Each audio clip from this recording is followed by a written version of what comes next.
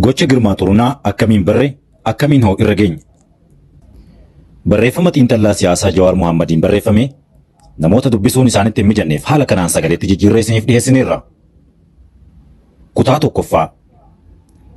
Osoon bara 2003 gara Singaapoor hin deemin Asallaa fi Adaamatti sochii barattootaa keessatti hirmaachaan ture. Bara 2005 Singaapoor irraa biyyatti yoon deebi'u filannoon bara sanaa jeequmsatti jijjiiramee Oromiyaanis fincila barattootaan goolamaa turte. Sana booda hamma bara 2008 waggaa waggaadhaan boqonnaa waqtii gannaa qorannoo gaggeessuudhaaf gara biyyaa galaan ture. Yeroo galu mara barattoota Asallaa fi Adaamatti waliin socho'aa turre yeroos ol guddatanii yuunivarsiitii seenanii sochii mooraatti daddabalamanii turan. Kanaafuu yeroon biyya galu isaan irraa haala sochii qabsoo nan odeeffadha. Sochii dargaggoota IOYA Ameerikatti gaggeeffamaa turres nan ibsaaf. Barattoota yuunivarsiitii keessatti socho'an biroonis wal baranne. Haaluma kanaan nus sochii biyya alaa itti fufne. Warri biyya keessaas akkasumatti itti fufan. Boodarra duula Baayikoot Beddellee fi Oromoo First Finiinsu namoota duraan biyyatti wal baradhee fi kanneen biroo waliin dubbachuu fi qindoomuun daran jabaate. Gaafa sanatti sochii biyya alaatti goonuun dhaaba ABO wajjin wal qoccoluun jabaatee ture. Kanaaf qoccolli kun sochii biyya keessaas irratti chalaqqisu eegale. Ta'us ijoolleen nu wal quba qabaniin qoccola irraa maqaa Avoid akka deeman gorsaa turre. Jaarmiyaan qeerroo bilisummaa Oromoo jedhamu ABO jalatti ijaaramee akka jirus dhagayaa waan turreef yoo danda'ame waliin akka hojjetan ta'uu baannaan wal dura dhaabannaan akka hin jiraanne gochaa turreerra. Sochii barattoota yuunivarsiitii Haramayaa irraa kaasee maqaan Boombaa, Abdii, Girmaa Xurunaa jedhu gurra nu bu'aa ture. Hamiit akka takkas dhagayaa dhufne. Ta'us wal shakkiin amaluma qabsoo keessatti jechuun gadi qaqqabachaa turre. Haaluma kanaan bara 2014 nuti biyya alaatti OMN ni jalqabne. Torbaan muraasa booda warri biyyaa fincila mormii maastar pilaanii dhoose. Mormiin sun yuunivarsiitiilee keessatti eegalee gara magaalota akka Ambootti ce'e.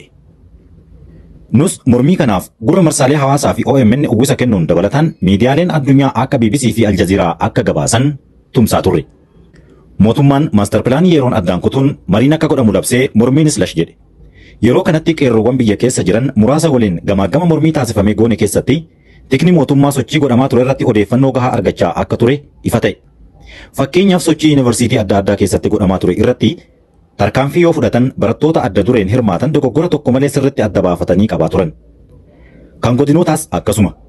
Tarkaanfilee gara jara qeerrootiin karoorfamanis dursanii odeeffannoo argachuun laaftutti fashalaa akka turan ragaa hedduun dhufe. Gamaagama kana keessatti maqaan Girmaa Xurunaa fi namoota qeerroo bilisummaa Oromoo keessa jiraniin deddeebi'ee ka'uu eegallaan qorannaan akka godhamu taasifame. Qorannaa kanaafis namoota caasaasan keessa jiran hojjettoota qaamota nageenya mootummaa fi qondaaltonni ABO of eeggannoon dubbifame. Kanarraa ka'uun caasaan dargaggoota ABO jala jiranii qeerroo bilisummaa Oromoo keessaa harki mootummaa seenuun mirkanaa'e. Ta'us caasaa kana dura dhaabbachuu mannaa osoo isaan hin beekin cinaadhaan caasaa biraa diriirsuun akka tooftaatti fudhanne. Sadaasa bara 2015 gincitti fincilli ammas deebi'ee dho'e. Akkuma olitti jedhamee dargaggoonni wal quba qabnu caasaa qeerroo bilisummaa saniin osoo walitti makamee hin saaxilaminii fi walitti hin bu'in deemuu itti fufe. Suuta caasuma sana keessaa namoota qulqulluudha jedhaman dhuunfaa fi garee xixiqqaadhaan as harkisuun itti fufe. Kanuma gidduutti taateen namoonni bulbulatti wal gahan qabamuu sun uumame. Jarri qeerroo bilisummaa wal jeequu fi wal balaaleffachuun isaanii alattis dhagayamuu eegale. Gaaf tokko namoonni Girmaa jalatti ijaaraman gareen na qunnamuun waan deemaa jiru naaf himanii ragaas erguun akka saaxilu na gaafatan. Ani garuu akka isaan fedhan gochuu atakaroo ABO wajjin qabnu daran finiinsuun qabsoon biyya keessaa miidha jedhee waan hin yaadeef komii isaanii gara dhaabaatti akka ergan hime. Anis qondaaltota ABO biyya alaa fi Asmaraa jiran kan walitti dhiyaannutti himuun Girmaan akka qoratamee sirreeffamni irratti fudhatamu gaafadhe. Gaafa kaan abukaatoo Wandimmoo Ibsaa waan keessaa nutti dhagahaa turre VOA irratti baasee dhoose. Dubbiin hamii fi komii keessoo bira kuttee haasaa uummataa taate. OMNs dhimma kana akka gabaasu dhiibbaan daran waan cimeef namoota Girmaan nu miidha jedhan dhiyeessuun dubbifne. Girmaan keessaan dhufee waakkateen amansiisuu yaale. Garuu ragaa ittisaa inni dhiyeeffate amansiisaa hin turre. Komiin namoota inni dabarsee hiisisee maddeen poolisii federaalaa fi tika biyyaalessaa keessaa qabnuun bifa mamii hin qabneen mirkanaa'ee waan tureef waakkii isaa fudhachuun dide. Kanaafuu qeerroowwan akka Girmaawwan sadeen irraa of eegan dhaamsa keessoo fi ifaan dabarse. Girmaa Xurunaa saaxilamuun ABO irratti dhiibbaa uumuun qorannoo irratti gaggeessan. Miseensonni gumii sabaa isaanii gurbaan basaasa diinaa akka ta'etti walii galamuu nuuf himanis xalayaan hayyu duree irraa barreeffame garuu akka waan ragaan gahaan hin jirreetti irraa dibdibame. Nuti garuu tarkaanfii Girmaa fi caasaa isaa qeerroo irraa fageessuu fi namoota nagayaa gara san turan waliin hojjechuu itti fufne. Girmaa fi caasaa isaa garuu tika wayyaanee waliin ta'uun sochii qabsoo fi qabsaa'ota rukutuu ittuma fufe. Gama weebsaayitii fi raadiyoo to'achuutiin ibsaa fi gabaasa faallaa qabsoo qeerroo facaasuun itti fufe. Fakkeenyaaf yeroo nuti hiriira yaamne hin bayinaa jechuu gaafa waamichi keenya milkaa'e ammoo abbaa itti ta'uun itti fufe. Kun hedduus nu yaachifne. Maqaa qeerroo bilisummaa Oromoo jedhu isaaniif dhiifnee qeerroo Oromoo fi Oromoo Pirotestii fayyadamuudhaan adda of baafnee itti fufne. Girmaan namoota ofii beekuu qabsiisuu itti fufnaan bakka oolee bulu hordofuu fi saaxiluu cimsine. Tarkaanfiin kun lafa jala akka badu isa taasise. Boodarra magaalaa Dirree Dawaa bakka inni galu irraa gahamee poolisii Oromiyaa kan yeroo sanitti qabsootti makamuu eegalaniin akka to'atamu taasifame. Tikni federaalaa fi raayyaan ittisa biyyaa izziin bahaa baraaruuf yaalanis milkaa'uu waan hin danda'iniif ciroo geeffamee hidhame. Gaafasitti wayyaanee gara hedduun dhifnee waan laaffifneef homaa gochuu hin dandeenye. Bifa kanaan Girmaan tiyaatira waldura dhaabbannaa qeerroo fi wayyaanee keessaa baafame. Sana booda hoo jijjiirama barii dhimma Girmaa irratti obbo Daawud Ibsaa waliin maal dubbanne? Hariiroo fi gaheen Girmaa hoggansa ABO fi tika wayyaanee keessatti qabu maalidha kan jedhu hubadhe.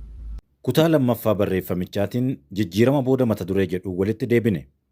Bara 2018 akka lakkoofsa Awurooppaatti wayyaaneen kuttee nutis biyyatti galle.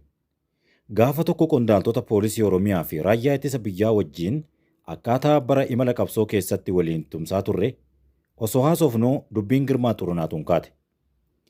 Anis gurbaan maalirra akka jiru gaafadhe. Manuma hidhaa akka jiru naaf himan. Maaliif akka gadi hin lakkifamne gaafannaan yoo bahee caasaa Geetaachoo Asaffaa jala dhokatee waliin tahuun Oromiyaa waan jeequuf yeroof tursiisuu murteessine jedhan. Yeroo waan kana haasofnutti namoota tikaa fi poolisii federaalaa jijjiirama gufachiisu jedhanii shakkan hedduu hidhaa waan turaniif Girmaanis kanuma hidhatti akka hafe naaf ibsan. Hoggansi ABO Finfinnee jiru yoo galu woboon hammi tokko lixa Oromiyaatti bosonatti hafee jeequmsi babal'achaa dhufe. Nutis jaarsota biyyaa waliin yaalii araaraa fi lola dhaabsisuu cimsine. Gaafa tokko obbo Daawud Ibsaa ABO waraana bosonaa galchuuf haaldureewwan guutamuu qaban barreeffamaan hoteela Ililliitti natti kennan. Qabxiilee xalayaa irratti barreeffaman dabalata kan biroo tokko akka afaaniin jara mootummaatti himanitti natti himan. Maali inni jennaan barbaachisummaa Girmaa Xurunaa hiikamuutti jedhan. Girmaan marroo fi qondaaltota waraanaa bosonatti hafan waliin hariiroo cimaa waan qabuuf yoo bahee nuuf tumsanaan jedhan. Kanumarraa ka'uun shoora Girmaan jaarmiyaa keessaa qabaachaa turee fi himata basaasummaa irratti dhihaatu gaafadhe. Jalqaba irratti naaf himuuf mamii godhan. Maqaballeessii ragaa hin qabne akka ta'e naaf himan. Ani garuu yakka gurbaa irratti himamu hedduu akkaan mirkaneeffadhe itti hime. Obbo Daawudis gochoonni ani eere tokko tokko dhugaa ta'uu amananii ta'us Girmaan badiif osoo hin taane faayidaa qabsootiif akka raawwate na hubachiisuu yaalan. Namoonni muraasni hidhaaf saaxilamanis bu'aa guddaa dhaabaaf argamsiisan jedhan.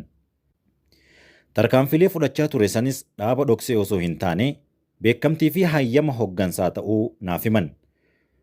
Wanti natti himan guututti na amansiisuu baatus yeroo sanitti wanti fardiin jeequmsa lixa Oromiyaa dhaamsisuu waan ta'eef erga hiikamuun Girmaa faayidaa qabaate gaariidha jedheen dhaamsa qabadhee ka'e. Qabsoon Daawud haalduree Girmaa hiikuu sana jalatti kallattiin Dammallaash Gabra Mikaa'el kan yeroo san itti aanaa tika biyyaalessaa ta'etti akka himu waan naa ergeef anis dhaqee xalayaa itti kennee taanis afaaniin itti hime. Dammallaash osoo ani haasaa hin fixatin katti jedhee kolfe. Sababa hidhamtoota hunda keessaa Girmaan qofti akka bahu barbaaddeef siif himee naan jedhe. Marroo faanuuf amansiisuu keessatti shoora guddaa akka qabu naaf himan jedheen. Amma daranuu kofle. Deemii deebi'iitii qabxiilee barreeffaman irratti dhimma Girmaa dabalatee barreesse akkasitti kennu himiif naan jedhe. Waan namtichi jedhe obbo Daawuditti himnaan dubbii Girmaa barreeffamaan gaafachuu akka hin barbaanne jala muranii naaf himan. Itti aansee jara mootummaa amansiisuuf yeroo sanitti abbaa alangaa federaalaa kan ture Birhaanuu Saggaayee bira dhaqe. Waan obbo Daawudii fi Dammallaash jidduu deddeebisaa ture itti himuun Girmaa gadi lakkisuu irratti akka Dammallaash amansiisu gaafadhe. Birhaanuun dursee dubbii san Dammallaash irraa dhagahee waan tureef dubbiin siif hin galle naan jedhe. Maali dubbiin jennaan dhiisi ati keessa hin galini Daawud ofumaa haa fixu naan jedhee dhimma biraa naan haasa'uu eegale. Borumtaa isaa nama Oppidiyoo tokko waliin irbaata osoo nyaannuu dubbii Girmaa tana gurra buuse. Innis icciitii dhimmi gurbaa sanaa obbo Daawudii fi Dammallaash fa'aa gidduutti kubbaa taateedhaaf ibse. Akka inni jedhetti Girmaan qabeenya ABO garaagaraa sochoosaa ture. Gaafa wayyaaneen aangorra jirtutti tikni biyyaalessaa waan kana osoo beekuu ittuma dhiise. Gaafa wayyaaneen laaffattee Girmaanis hidhamu Dammallaash fa'aan qabeenya sana to'atan. Girmaan baanaan qabeenya sana gaafata jedhanii shakkan. Obbo Daawud fa'aan ammoo qabeenya maqaa Girmaan jiru sana gaafachuuf seerri kan hin heeyyamne ta'uu qofa osoo hin taane balaa siyaasaa qabaaf. Tika wayyaanee waliin hojjetamaa turuun ummata biratti ragaa waliin saaxilamuu isaati jedhe namtichi. Gaafa biraa obbo Daawud iyyoo wal agarru dhimma qabeenya kanaa itti kaasee dhugaa ta'uu gaafadhe. Innis afaan keessa qaqqabachaa turee naaf mirkaneesse. Qabeenyi kan dhuunfaa osoo hin taane kan dhaabaa ta'uu fi ammas kan barbaadu sochii dhaabaaf ta'uu itti dabale. Dubbii tana Abiyyitti himuun akka qabeenya dhaabaa deebisiisu gaafadhe. Dubbii akkanaa qotuu akkan dhiisu na gorsee obbo Daawud dhaqee akka itti himuu fi sanbooda Dammallaash akka ajaju naaf hime. Jidduma san gara Ameerikaa deeme waan tureef dubbii Girmaa fi qabeenya tanaa qondaala ABO tokkoof haasawa keessa tuqeef. Namichis akka malee rifate. Dhugaa ta'uu hin danda'u jedhee naan morme. Anis mirkaneeffachuu yoo barbaadde obbo Daawud akka gaafatu akeekkachiisee yookaahuu akeekeefii dhiise. Gaafan biyyatti deebi'u obbo Daawud dhimma Girmaa sana namatti himuu kiyyatti hedduu natti dheekkaman. Anis namni itti hime qondaala ol aanaa dhaaba isaanii waan ta'eef dhimmi Girmaa icciitii qondaala sadarkaa sanirraa dhokfamee akka natti hin fakkaatin isaaniif ibsuufin dhiifama gaafadhe. Sana booda dhimma Girmaa walitti hin kaafne. Mana hidhaa Qaallittiitti qondaaltota tika wayyaanee irraa waa'ee Girmaa maaliin hubadhe? Kutaa sadaffaadhaan kan walitti deebinu ta'a. Kutaa sadaffaa keessatti mata duree mana hidhaatti basaasota wayyaanee irraa waan odeeffadhe jedhu qabate. Haacaaluu ajjeesanii nus hidhanii Qaallittiitti nu geessan. Nu dura qondaaltonni tikaa poolisii federaalaa fi raayyaa ittisa biyyaa sirna wayyaanee tajaajilaa turan hidhamanii nu eegan. Namoota Dirribsaa Daamtee maqaa tuqe dabalatee qondaaltota dhimma Oromoo irratti yeroo dheeraaf hojjechaa turantu jira. Kun ammoo dhimmoota bara qabsoo hibboo nutti ta'aa turaniif taateewwan jijjiiramaa booda isaan irraa odeeffachuuf carraa guddaanaaf ta'e. Anaaf Baqqalaan fa'aa mana kophaatti waan hidhamneef qaamaan jara dubbisuu hin dandeenye. Garuu eegdonni kiyyaa fi qeerroowwan nu waliin himataman qondaaltota bara wayyaanee san waliin mooraa tokkotti hidhamuun alkallattiin jara waliin mari'achuuf hireebani. Ijoolleen tiyya beellama mana murtii waliin qabachuuf na bira waan dhufaniif gaaffileen qabu yoo danda'ame karaa xalayaatiin yookiin afaaniin itti himee erga. Isaanis bifuma wal fakkaataan naaf deebisu. Gara jalqabaa wal sodaan waan turteef odeeffannoo gadi fageenyaa naaf hin kennan ture. Gaafa bubbulli wal amantaa waan jabaateef sirrumatti naa dhangalaasan. Gaafa lolli Tigraay eegalu qondaaltonni dabalataa qabamanii dhufan. Carraa odeeffannoo dabalataa argachuuf nu bal'ise. Akkuma hidhaa bubbulleen poolisii ofitti madaqsinee bilbila fayyadamuu eegalle. Kun ammoo dhaamsaan osoo hin taane kallattiin akka jara waliin haasoynuu fi odeeffannoo sassaabnuun nu gargaare.